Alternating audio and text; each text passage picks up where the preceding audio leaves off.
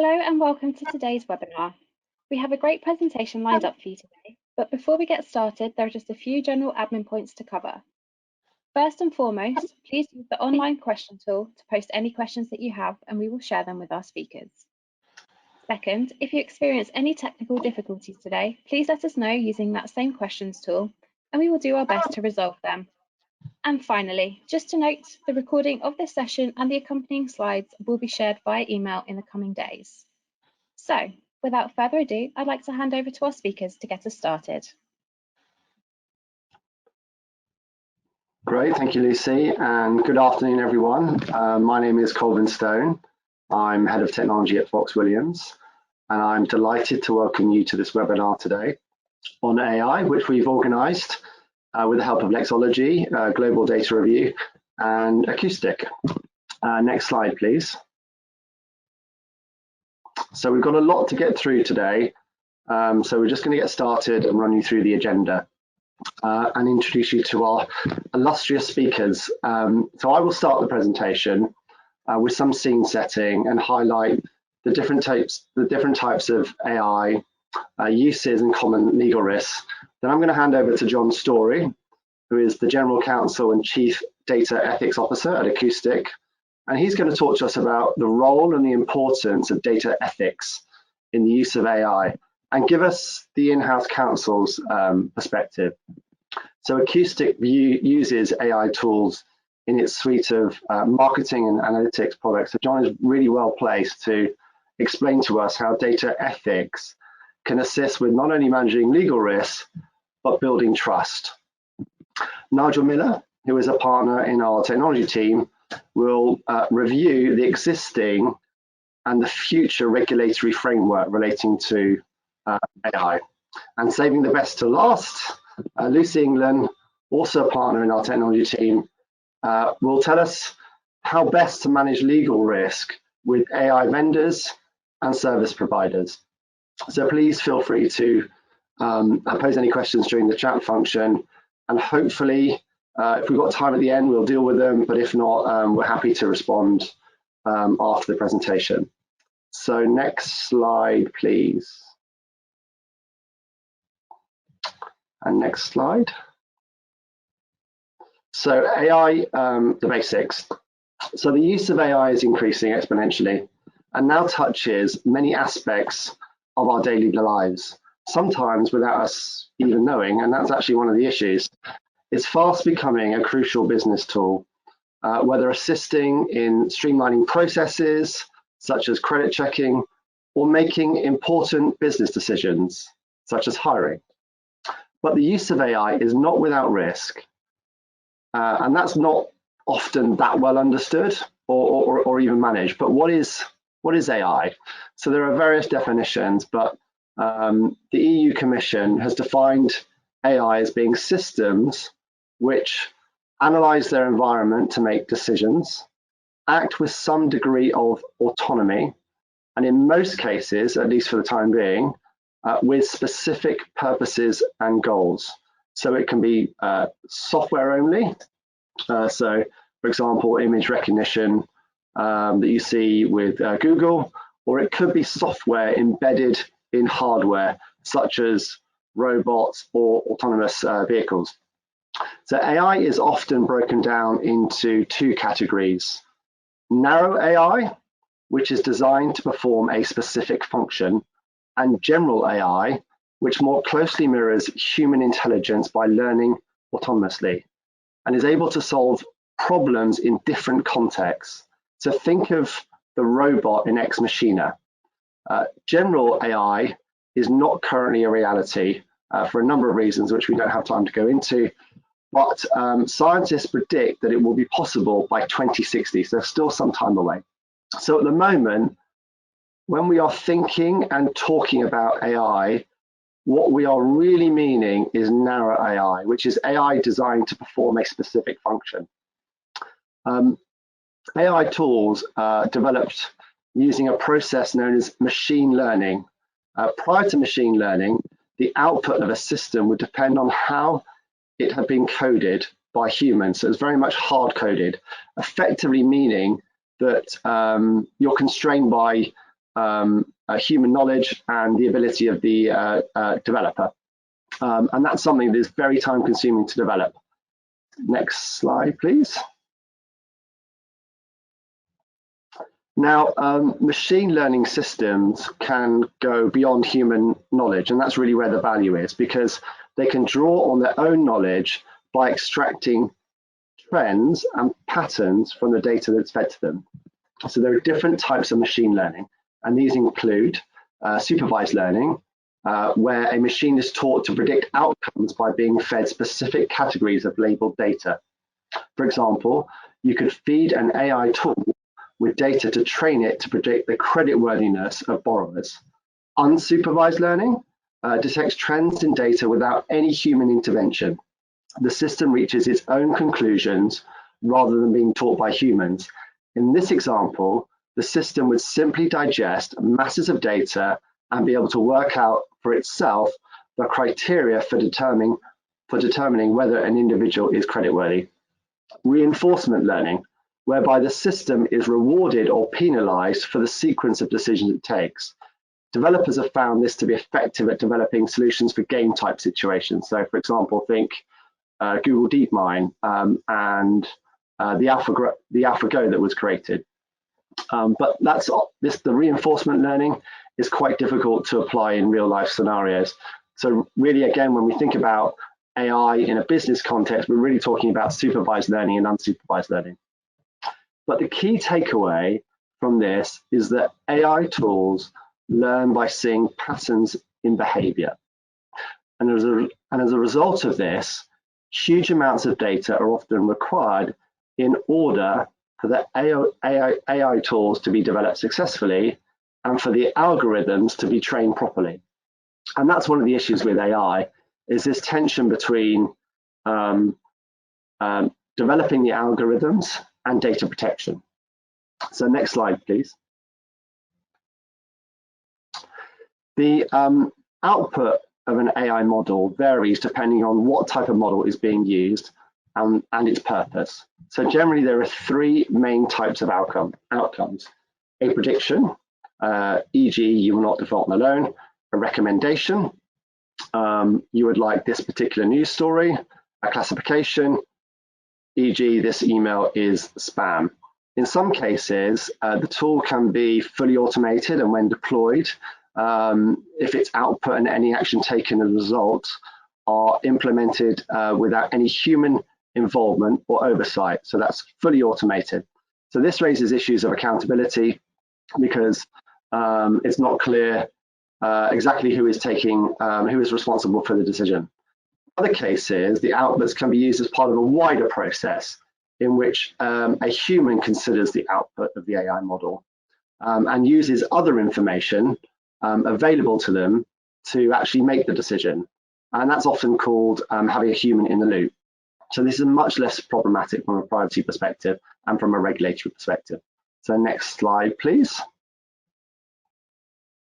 So some common use cases involved in healthcare, diagnosis, e.g. skin cancer checks, which is quite common at the moment using your iPhone camera. Finance, very common in finance, anything from loan approvals, credit card approvals, fraud detection, transport with self-driving cars, and also personalization in the context of recommendations in terms of what we should be watching or ultimately what we should be buying. So next slide, please. So just doing a very brief overview of some of the legal issues, which will be touched on by John and Lucy and Nigel later in the presentation.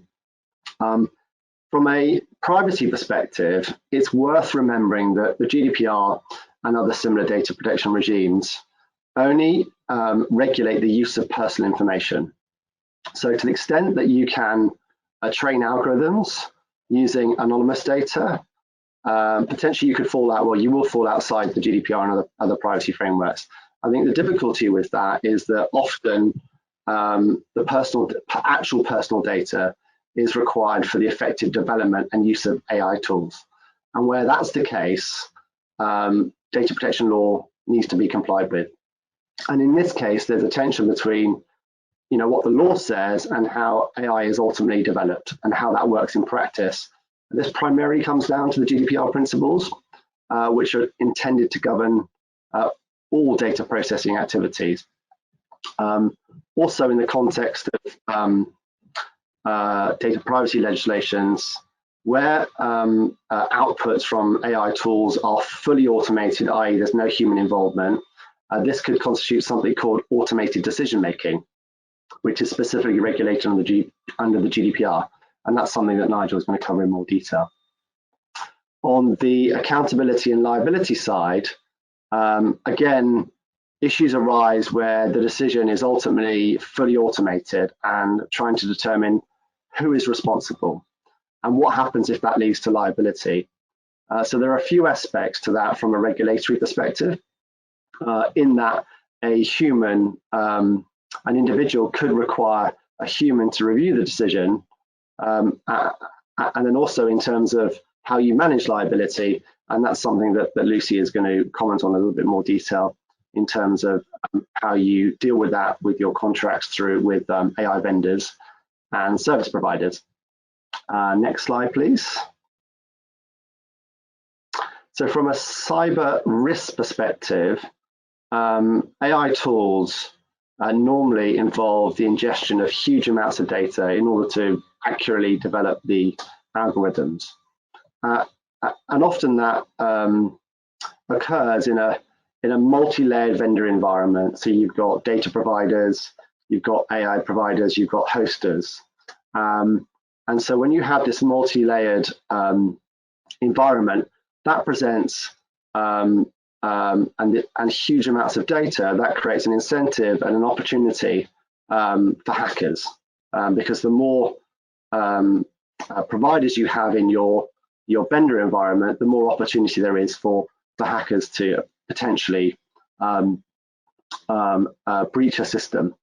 So in the context of AI, increased cybersecurity is really important. IP, AI creates machine-generated outputs, and there is an issue concerning IP and computer-generated works. Again, that's something that Lucy is going to cover a little bit later in the presentation. Lastly, in the context of discrimination and bias, it's possible that the use of AI can discriminate against a particular group. So for example, studies have shown that AI-based facial recognition could correctly identify a person's gender from a photograph 99% of the time, but only for white men. For dark-skinned women, accuracy dropped to just 35%. So this increases the risk of identification of women and minorities in this particular case. And the bias is really an anomaly in the output of the machine learning algorithm. So this could be due to prejudice assumptions made during the development of the algorithms, or actually some prejudice in the data that is used to train the algorithm. So that's where discrimination and bias arises in the context of the use of AI, and that's something that John is going to explore in more detail. And on that note, I will hand over to John, who will take you through his presentation. Perfect. Thanks, Kolvin. So obviously the focus of this webinar is regulation, what the law is, or what we lawyers think it is, and what the law permits us to do. However, as companies or just responsible actors within society, we need to think beyond this, especially in areas of technological advancement where what we do has outcomes on human beings that can cause those humans to be treated unfairly or unequally. Privacy and data protection is an area in which we've seen this for many years, and artificial intelligence is another area in which we see the potential for unfairness, inequality, and systematic misuse of data. Sorry, John, let me just interrupt. Lucy, could you move the slide on one, please? And again, thanks. Okay, so this is why we shouldn't just center our approach on regulation, which we should view as the minimum standard for conduct. Instead, we should think about how we are developing, implementing, and using technologies like AI from an ethical perspective. Don't just think about whether what we're doing is legally permitted, consider whether it's fair and just. To this end, in the context of AI, as Kolvin has already mentioned, the main concern is that of bias, and this has been the source of quite a lot of recent debate. High-profile examples have demonstrated the reality that AI is not always a neutral technology and can come to reflect or exacerbate bias. But what is bias in AI? As a general definition, bias in AI means the model is behaving differently for different groups within your data set. From a purely mathematical perspective, those data groups can be anything, such as machine parts, types of retail goods, or sources of revenue. But clearly, this is not what we're talking about when we refer to bias in AI. Preferential or even flawed outcomes in the context of machine parts doesn't present a societal concern. Bias becomes of societal concern when AI behavior is inappropriately recognizing differences between groups of people. Therefore, when I talk about bias in AI, put in very simple terms, I view it as when the application of artificial intelligence creates unfair or unequal outcomes for different human beings. So this then leads to the question of, is AI biased? And I think the answer to that is, it depends. Algorithms by themselves do not have any intrinsic prejudices. However, they can exhibit discriminatory behaviors when they are inappropriately framed and used. Therefore, the question of, is AI biased, is better phrased, can AI exhibit discriminatory behaviors and create unfair outcomes for different groups of humans? And I think the answer to that is, absolutely it can, and this is what we need to guard against. Next slide, please. So how does bias in AI come about? Well, like anything, there are many potential causes. In some cases, biased or unfair outcomes arise from a poorly set up use case. For example, in the US, significant racial bias was uncovered in a healthcare algorithm back in 2019 that was found to have originated in the implementer's choice to use total healthcare costs as a proxy for the health of an individual. The outcome being that because in the US, minorities tend to spend less on healthcare, perfectly healthy people from minority groups were classified as less healthy based on their lower healthcare spend. Although in hindsight, this may seem like a fairly obvious outcome of the chosen setup, one has to assume that it was in no way intentional. So it serves as a good example that the choices and strategies underlying an algorithmic approach require scrutiny, and that the approach should be thoughtful enough to consider the potential for unfair outcomes, rather than simply trusting that the algorithm will decide. These examples where biased or unfair outcomes arise from a poorly set up use case probably seem like they would be the main way that biased outcomes occur. Humans set up these systems and humans are flawed, whether that's a result of the human's bias, ignorance, or just human error. However, as Kolvin alluded to, somewhat surprisingly, I guess too, the majority of concerning instances of AI bias do not emanate from a poor setup. The majority of cases appear to be attributable to the data, or perhaps lack of data, that's used to train the algorithm. What does this mean, training an algorithm? So I'm sure that a software engineer could explain this far better than me, but essentially artificial intelligence works in the same way as our intelligence, or rather our learning. And how do we learn? We learn from the environment around us. Our brain is constantly processing data points, and our ability to make decisions is improved or refined each time our brain processes data. Artificial intelligence, or machine learning, is a computer algorithm that improves automatically through experience. And it gains that experience through processing lots of source data. And generally, it needs an abundance of this source data to train itself on and then eventually improve. Now, the problem that arises here is that the source data upon which the algorithm trains itself may itself be flawed. and it can be flawed in a variety of ways. It may be insufficient. There might just not be enough data.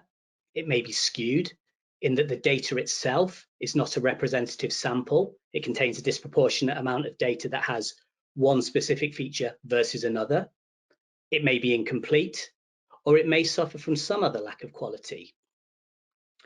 Either way, the quality of the source data will have an impact on the outcome decided by the artificial intelligence. And this is where we come to a difficult realization. Anybody who works in the field of data appreciates that no data set is perfect. And therefore, the data sets that we use to train AI will also be imperfect. This means that entirely unintentionally, the AI can create outcomes that are flawed, and sometimes those flaws will manifest in an unfair or unequal outcome for different types of humans. So how can we avoid this? Well, potentially we can't. No AI system is going to be perfectly accurate in the real world because it is based on training data, and those data sets will inevitably have flaws. But even if we cannot eliminate this, our objective has to be to avoid unfairness. And how can we do this? We need to understand that when AI is used in circumstances that create outcomes that affect humans, there's always a potential for bias. And so we should implement systems and controls in development and in production that enable us to monitor the use of AI so that we can, 1, identify when unfair outcomes arise, 2, investigate and perform root cause analysis on why it occurred, and 3, mitigate against these unfair outcomes. Next slide, please. So why is it important for us to take this stance? Well, obviously, unfair outcomes are a bad thing, especially when those unfair outcomes disproportionately impact groups that are already underserved by society. So it's clearly the right thing to do, and ethics is concerned about doing the right thing. But beyond it being the right thing, I believe that it also serves your company's business interests. As companies, our reputations are built on ensuring the trust of our customers, and in the business-to-business context, the trust of their customers too. And by taking a strong ethical stance, we build and strengthen that trust. Our customers entrust us with a great deal. Their confidential information, their customer personal data, and they also trust us with their reputation, because if we cut ethical corners, especially where we are a B2B provider and the customer is a consumer brand, it's our customer who suffers. So we must do everything that we can to build that trust, and maintaining a strong ethical stance does this. Through building that trust, we also drive adoption of our new technologies. There's always a cost associated with onboarding and implementing a new technology, but that cost is far harder to justify if there are concerns around the risk of using a new technology and the unintended outcomes that it may cause. So to the extent that we act with a strong ethical compass and promote others to do the same, we're able to alleviate some of those concerns and hopefully dismantle one of the barriers to adoption. Finally, if we are acting responsibly and promoting strong ethical behavior, we eventually become the industry standard. If the industry's standards of behavior are high, outcomes are generally fair and consumers are happy. And when consumers are happy, regulators do not see the need to step in, which would obviously have the potential impact of inhibiting innovation and creating further barriers to adoption. So by promoting strong ethical behavior, we will help to ensure a sustainable future for our technology in which it's not stifled by over-regulation. Next slide, please. So when dealing with AI, what do we need to consider as general counsels? I think that the basic premise is as follows. We need to appreciate that there may be potential for AI to produce biased outcomes. We need to be diligent in analysing the fairness of the AI outcomes, and we need to take responsibility. We shouldn't abdicate responsibility to the algorithm. So as it pertains to the AI that forms part of our own products and services, obviously, first, we need to assess what outcomes the AI is impacting. Do these outcomes impact humans? If the outcomes impact humans, you have to appreciate that there's a potential for biased outcomes. Then, armed with that appreciation, you need to work with your product and data teams to put in place a diligent product lifecycle management framework that has the objective of identifying when biased outcomes arise, investigating why they have occurred, and mitigating against the biased outcome. Now, for the purpose of this conversation, it's difficult to go into what the investigation and mitigation of bias would look like, because that will depend on the specifics of the situation.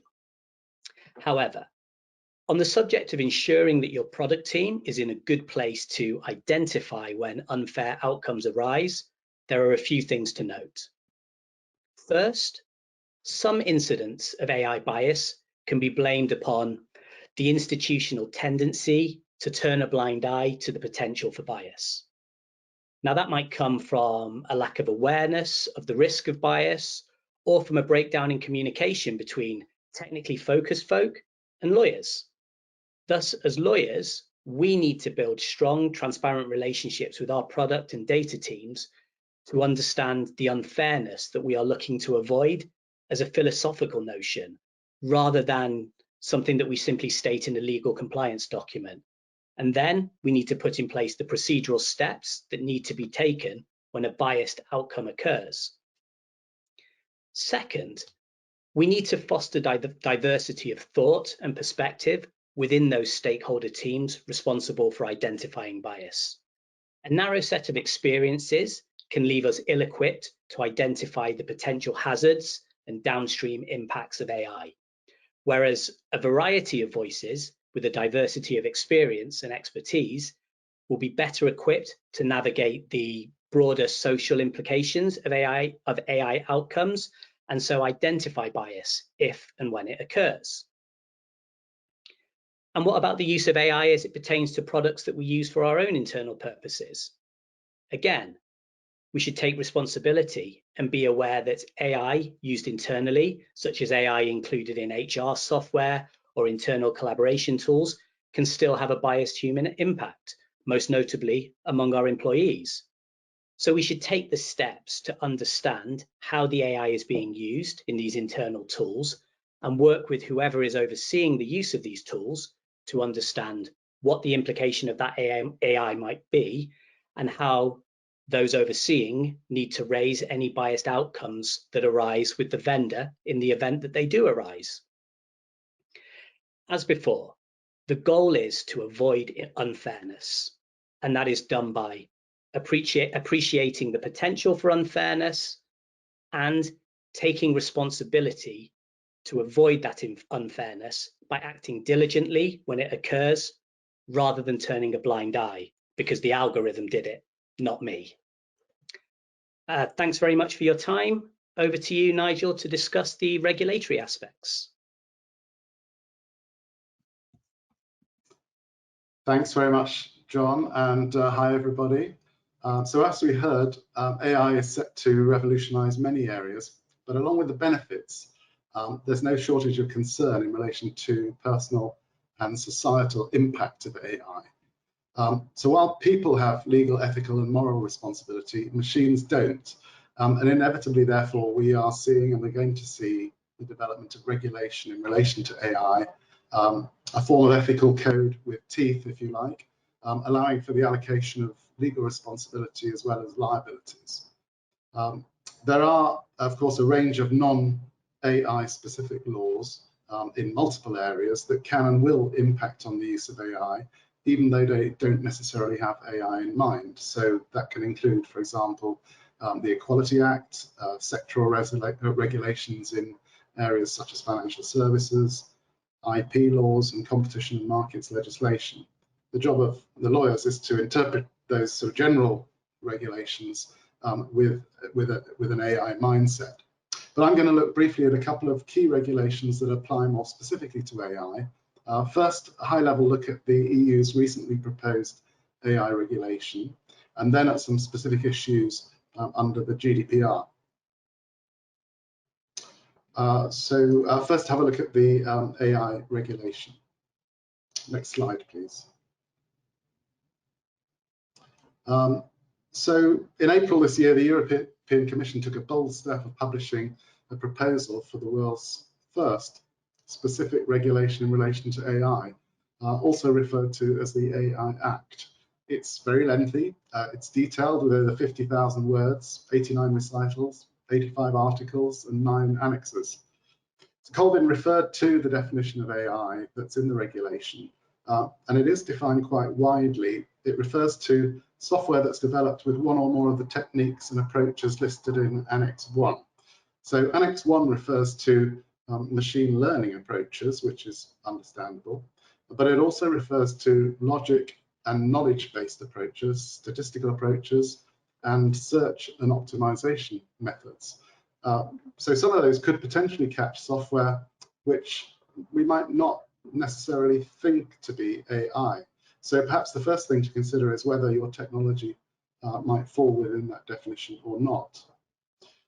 The proposed regulation looks at different types of players involved. We've got the providers, who are the developers of the AI technology, and we've then got the users of the technology, that's other businesses or organizations that apply that technology, and other parties involved, such as importers and distributors of AI systems, subject to more limited obligations. Next slide, please. So the regulation takes a risk-based approach, and it categorizes AI as either unacceptable risk, high risk, or low or minimal risk. Unacceptable risk AI systems are prohibited. So, for example, a system that uses subliminal techniques beyond a person's consciousness to materially distort behavior that may cause harm are prohibited as unacceptable risk. Also covers practices that exploit vulnerabilities, such as with children or persons with disabilities. But the main focus of the regulation is on what's termed high-risk AI. And that includes, for example, AI used in medical devices, in biometric ID systems, AI used for credit scoring, in recruitment processes, or in making employment decisions, AI used in education or in roads or other critical infrastructure, or for law enforcement or administration of justice. So there's a whole bunch of different applications that are categorized as high-risk AI.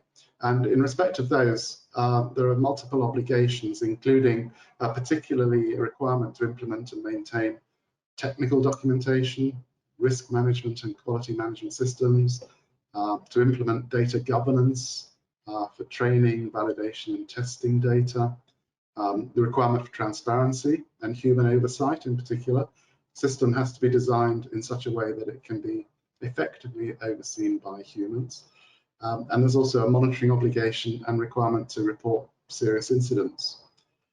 So providers are made subject to the majority of these obligations, and users can be deemed to be providers if they deploy a high-risk AI system under their own brand, or they make substantial modifications to a high-risk system. While users ordinarily have few obligations, they're still expected to use the AI system in accordance with the instructions provided by the provider. So while high-risk AI is regulated, low-risk or moderate-risk AI systems are subject to minimal requirements under the proposal. For example, providers must ensure that individuals are aware that they're interacting with an AI system, in particular when dealing with chatbots or deep fakes are used. Next slide, please. So some other factors under the proposed regulation. It has been called the GDPR of AI, and it does have a lot of similarities, as you probably picked up. And the penalties for breach are substantial, like under the GDPR, but even with a higher level of breach, a fine for potential breaches of the general prohibition and breach of the data governance requirement. the potential fines up to 6% of annual turnover or 30 million, so quite substantial. The regulation is still a proposal. It's got a long way to go. It needs to pass through the EU legislative machine. And even when passed, it allows for a grace period of 2 years, like the GDPR did. So this means that new obligations under the regulation are unlikely to apply until at least 2024. So, and even then, when the regulation comes in, it won't apply to AI that is already on the market at the time the regulation comes into effect. But for those of us who still bear the scars of the frenzied run-up to the GDPR, organisations within scope of the AI regulation will be well advised to monitor its progress, begin to look at how their systems and processes and procedures and documentation can be designed to meet the compliance. Of course, the regulation is likely to change a little bit as well during the course of its process. The regulation will not apply to the UK, but the UK strategy on AI is due to be unveiled in the coming days, and it may be that the UK will adopt certain key aspects of the regulation, particularly relating to development and perhaps separately deployment of AI. In any case, providers who put their systems on the market in the EU, or even if they're outside the EU, if the output of the system is used in the EU, it will be subject to the regulation because of its extraterritorial effect, a bit like the GDPR. So that's a very high level look at the proposed AI regulation. And I'm now going to turn to some specific issues under the GDPR. So next slide, please. So the GDPR is the current regulation that is perhaps most engaged with AI. It doesn't specifically refer to AI, but GDPR is technology neutral, and so its provisions are applicable to all technologies and use cases where personal data is involved. So far as the ICO is concerned, AI is one of the top 3 strategic priorities, and they have issued a number of important documents which repay review. So, for example, they've produced a framework for auditing AI to identify what they consider to be best practice. And also in conjunction with the Alan Turing Institute, they published guidance in May last year on explaining decisions made with AI. So if you're looking about how to deal with transparency issues, that's a good place to start. Of course, as Kolvin emphasized at the beginning, GDPR only applies where AI involves processing personal data. So it won't apply to, for example, the climate change application, but it would apply to a system evaluating a loan application. In large data sets, data may be aggregated and anonymized so that it's no longer classified as personal data. But with AI, there's a risk that the data may become repersonalized. It may re-identify individuals, so that's a factor to take into account. Also, AI systems can infer new information about data subjects. So they might infer preferences or personality type from online activity. And inferred data is also treated as personal data. So data subjects will have the right of access to both the data that's been input into the system, as well as the data that has been inferred from it. Next slide, please. So the data protection issues for AI projects are the same as with any application, but there are a number of key challenges with ensuring compliance with AI. Just to highlight a few, at the core of the GDPR are the 6 data protection principles for processing data. To highlight a couple of issues, on the transparency side, that's of course a central principle. It's a data subject right, as well as an ingredient of fairness. It's also an essential element for a valid consent. And there are also transparency obligations under the AI regulation. So with regard to complex AI processing, as Kolvin mentioned, there's this tension between the need for the information to be concise and understandable on the one hand, and the need for it to be comprehensive on the other. I'm going to come back to this in a minute when I touch on automated decision making. Data minimization is another good example. The third principle, that data should be limited to what is necessary. AI and big data are closely related. AI systems are often heavily reliant on large volumes of personal data in their training and use. And there's a risk that processing large data sets will fall foul of this data minimization principle. The ICO takes quite a pragmatic view about this and suggests that we can link data minimization to proportionality. So arguably, minimization doesn't exclude the use of large data sets, as long as that provides a real benefit to the purposes of the processing that outweighs the risk to the data subjects. So for example, processing of personal data for training AI systems or for statistical purposes should be subject to a looser minimization requirement as long as it's not used for making decisions that affect individuals. Accountability sits alongside all of the data processing principles, and there are a number of ways to demonstrate accountability. To pick perhaps the main one, which is the DPIA, in some contexts it's a good practice to do a DPIA, and in others it's a legal requirement to do so. The GDPR provides that a DPIA is required when using new technologies for profiling and automated decision making. And the ICO regards AI, machine learning and deep learning as activities that are likely to require a DPIA. The main purpose of the DPIA is, of course, to assess risk and to look at what measures can be taken to mitigate them. For example, machine learning systems can reproduce discrimination from historic data patterns, which could fall foul of equalities legislation. If your assessment includes that there are high risks to the individuals that you're not able to sufficiently reduce, then there is a requirement to consult the ICO before you go ahead with the processing. If the ICO thinks you haven't sufficiently mitigated the risk, then they can exercise powers, including imposing a ban on the processing. Next slide, please. Under the GDPR, you can only process personal data if you have a legal basis. The two grounds most likely to apply are consent and legitimate interests. Consent may be appropriate where you've got a relationship with an individual, but given some of the difficulties with obtaining a valid consent, legitimate interest is often a more flexible basis, but it's not necessarily an easy option.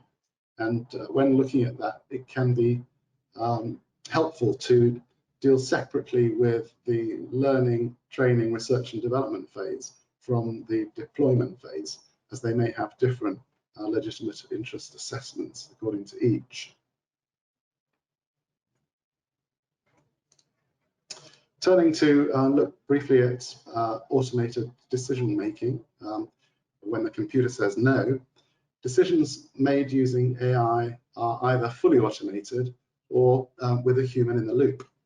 And the GDPR effectively outlaws significant decisions made about people by a computer without any human intervention, referred to as automated decision making, or ADM. And ADM can be involved in a number of different activities, such as recruitment or deciding on credit applications typically. If a human is involved in the decision making, it won't be a decision made solely on automated processing, as long as that human intervention is sufficiently meaningful. But pure ADM is only permitted in limited circumstances. For example, where the individual has provided explicit consent, or where it's necessary for the performance of a contract. So for example, to carry out credit checks on a new customer. Where ADM is permitted, you have to put safeguards in place.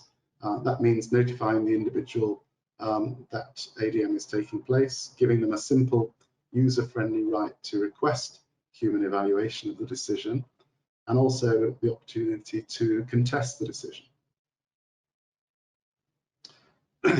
Also, under Articles 13 and 14, privacy notices have to include information about the existence of ADM and provide meaningful information about the logic involved, as well as the significance and consequences of the processing. And that could be challenging, as the logic used may not be easy to describe in a concise, intelligible, and easily accessible form as required by Article 12. As mentioned, the ICO has developed substantial guidance on how to provide this explanation, for example, covering the reasons for the decision, the data that was used, the steps that were taken to make sure the decision was accurate, unbiased, and fair. In conclusion, a takeaway is that just as the technology is developing rapidly, this is also very much an emerging area of law that will evolve at pace, and many of the legal issues have yet to be played out. As well as law and regulation for high-risk applications, we can expect industries and organisations to develop voluntary standards and self-regulation. Following Brexit, it's to be seen to the extent to which the UK will go its own way in terms of the GDPR and the proposed AI regulation. Indeed, the government is currently proposing or consulting on reforms to data protection laws, where AI is very much a point of focus within the stated aim to simplify the legislation. This may be welcome news to business, but not necessarily to our European neighbours, who may be tempted to revisit the UK adequacy decision if we go too far. But perhaps that's a subject for another day. Thank you, and I'm now going to hand over to Lucy, who's going to look at managing legal risk. Thanks, Nigel. Hello, everyone. It's a pleasure to be speaking to you today. Yes, I'm just going to trot through a few tips in managing the legal risks that arise when you're buying AI solutions. Obviously, if you're the customer, if you're an AI vendor, then you may look at this at the other end of the telescope. So I think the first question is whether there are new legal risks, and I think everyone so far today has said yes, there probably are, and the reason is, as many of you probably know, this black box problem. You have known data going in, but there's an unknown methodology used to produce an unknown result. So it's not possible to scrutinize in the same way the answers or the methodology that's been used in producing an output in the same way that you could test or question a person or even traditional software. Next slide, please. So that does throw up some new issues, and I'm going to look just at a few of them in the last 10 minutes that we have. I'll have a quick look at testing and training, warranties, who is at fault, and a quick look at IP rights. And all of this goes to risk allocation effectively. This isn't an exhaustive list by any means, and it would be great to hear from you, any others that you've come across or think about. So on that, I'll move on to the next slide, please. So let's start with testing and training. As we've heard, AI systems need to be trained and they need to be tested, and data is needed for that testing and training. So the questions that you need to consider are, what data is needed and who is providing it. There's a different question, which isn't today's topic, about whether you've got the rights in the data in the first place to put into the system to be trained, but that data needs to come from somewhere.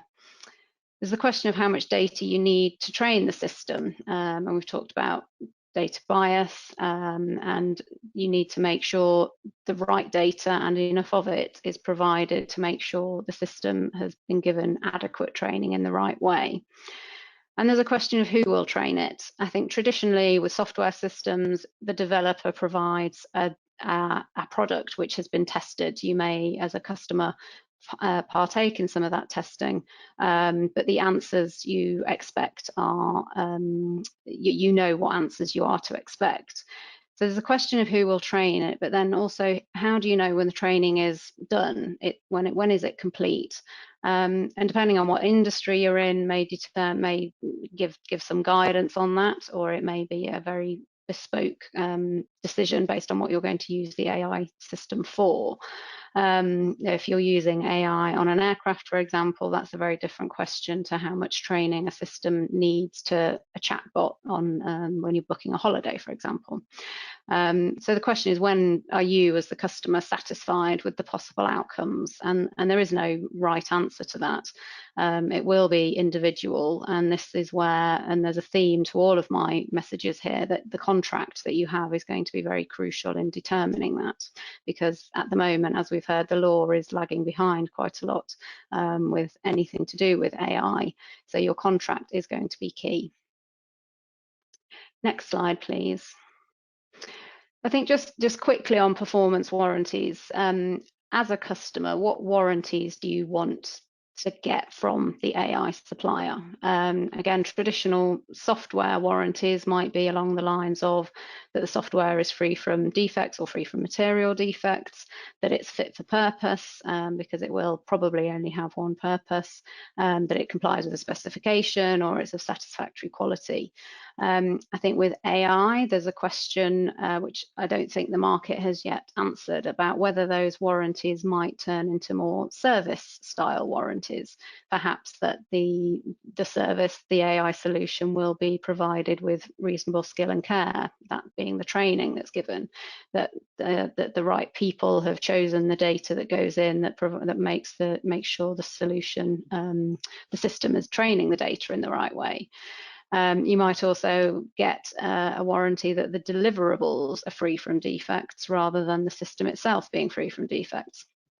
These are things that I think AI providers are grappling with, because it's I don't think there is necessarily a right answer. It depends on what the AI system is going to be used for, and to what extent it's going to be used in your business. So, but things to think about. Moving on to IP. Next slide, please. I think Kolvin's touched on this, and it goes in line with what Nigel has said about AI regulation generally. AI systems could create work that's capable of IP protection, whether that's in the code, in the black box, or the output that gets created by the AI. And existing IP laws, certainly in the UK, aren't always clear on who the owner of the IP right is when it's not a person. And there's limited applicability of IP laws to machine-generated IP, which is probably what AI is. For example, copyright requires an author. That was written as if that author is a person. There can be copyright protection in computer-generated works, but case law has given some uncertainty as to how that might apply to AI because of the originality concept that's needed. Has the AI solution produced an original creation, because the data that's gone in was not original? On patents, I think there's been two recently, if anybody's watching the IP closely on this, just this week there's been a Court of Appeal case in the UK where an inventor tried to register a patent in the name of an AI system. The Court of Appeal rejected it just a couple of days ago and said an AI system can't be an inventor. Conversely, the same inventor over in Australia earlier in July, I think he had a series of cases around the world, but the Australian Federal Court said that an AI system is capable of being an inventor under Australian patent law. So across the world, there's a different theme emerging. In the UK, it's being looked at very closely by the UK IPO. And I think there'll be more to come, certainly, on it. Kolvin mentioned liability and infringement and enforcement actions on IP. Again, I don't think there's necessarily any clear answer on whether the existing enforcement rules are sufficient. I don't think they've been tested appropriately yet.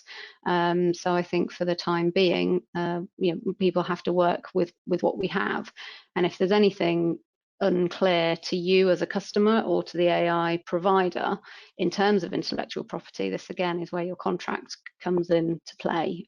Anything uncertain can, or there are certain areas of IP law that can be changed through contract. So it's another area of the document that you need to pay close attention to. The next slide, please. Moving on to fault and liability. Again, there's a couple of questions that you need to ask yourself if you think the AI system that you've bought is wrong, or when you're thinking about what could go wrong. Is anything wrong in the first place? Results that your AI solution is providing may just be unexpected. They might not be wrong per se. But if you do think they are wrong, then what has gone wrong? Can you understand why it's gone wrong? The black box problem, explainability, means perhaps you don't know what's gone wrong. So then, who or what is to blame if something has gone wrong in your eyes? Was the data insufficient? Was it the wrong data? Was it not trained enough? The quality of the output depends on the input that goes into the system. And so this question of fault, which the law looks to a person for, looks to an explanation for, isn't really there with AI. So you need to cover off the risk if you think the risk is there, again, in your contract.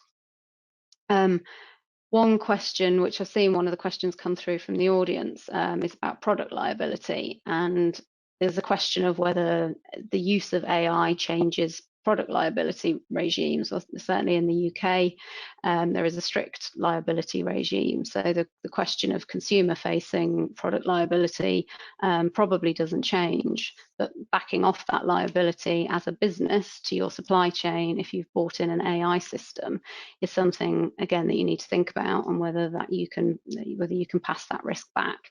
And again, I find I'm repeating myself, but the contract is very much key on passing any of that risk back.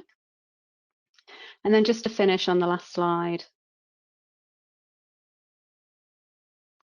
a few things to think about as you consider these new issues, new areas of risk as a business. Treat AI like you would any other new business tool. You'll do risk assessments, both commercial, legal, and technical, but they perhaps might be linked together in a way that perhaps they weren't before. Testing of the AI system will be crucial, I think, and that it needs to be clear very much about how that's done, who does it, and what results you are expecting. Insurance will play a key. See whether AI insurance does exist. It's not, I say it's not big business yet, but it's often linked to what the problem is. Is it business interruption insurance? Would that cover the problem if the AI system caused you an issue with your business? Is it product liability, public liability type insurance, which might be relevant rather than AI specific insurance? Insurance might not be silver bullet, but you may have something in place already. And finally, as I say, supply chain risk allocation. Look at your supply chain, look at your contracts where you can pass that risk back, depending on how and what you're using the AI solution for, in what products, who your customer is, and consider carefully that chain of risk and where it could be passed back to. That's all from me. I shall hand back to Kolvin. Thank you, Lucy. And the time is 3 o'clock, so we are perfectly on time. Unfortunately, we don't have enough time for questions, but we will follow up separately. And so just to say thank you to our speakers, John Story, General Counsel of Acoustic, Nigel and Lucy from Fox Williams, and me. Thank you, everyone, and enjoy the rest of your day. Thank you for joining. Thank you. Bye-bye. Bye.